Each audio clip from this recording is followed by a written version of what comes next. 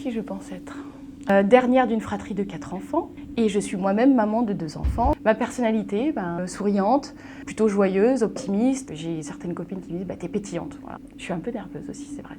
J'ai un peu comme une grosse carapace effectivement. Parce que l'hypersensibilité, voilà, c'est pas toujours facile à gérer. En fait, on ne devrait pas garder tout à l'intérieur. On devrait vraiment finalement sortir ses émotions et puis je pense qu'on serait mieux un petit peu. À mon avis, on serait mieux dans nos baskets.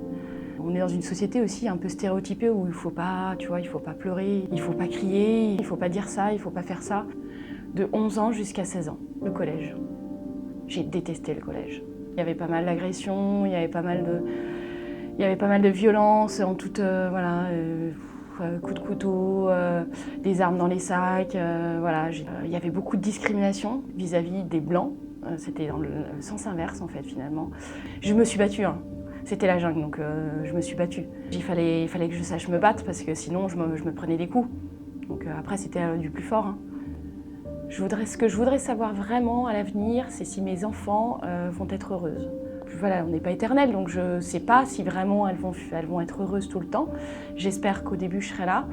Voilà, c'est ça que j'aimerais bien savoir. C'est la naissance de ma deuxième fille. Du coup, à la naissance, donc, je suis rentrée à la maison.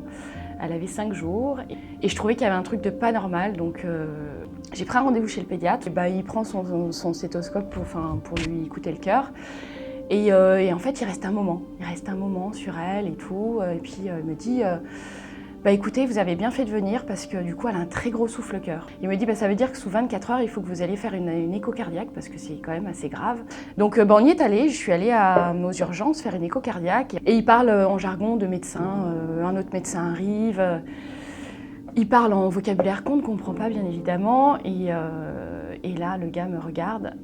Et il me dit, c'est simple, c'est très grave, madame. Le pronostic vital de votre fille est engagé. L'avantage, c'est que vous êtes au bon endroit. On va la garder.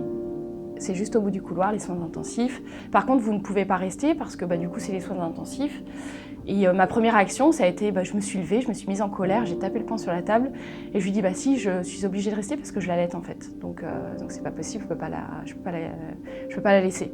Donc vous me trouvez un endroit où je pourrais me mettre, voilà. Je suis restée toute une nuit sur un fauteuil comme ça et au final, on est resté quand même 20 jours à l'hôpital.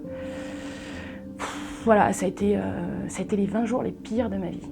Elle a eu de l'hypertension artérielle pulmonaire. Donc en fait, il fallait que ça se remette dans l'ordre tout seul. Voilà. Tout va bien aujourd'hui, elle n'a plus rien.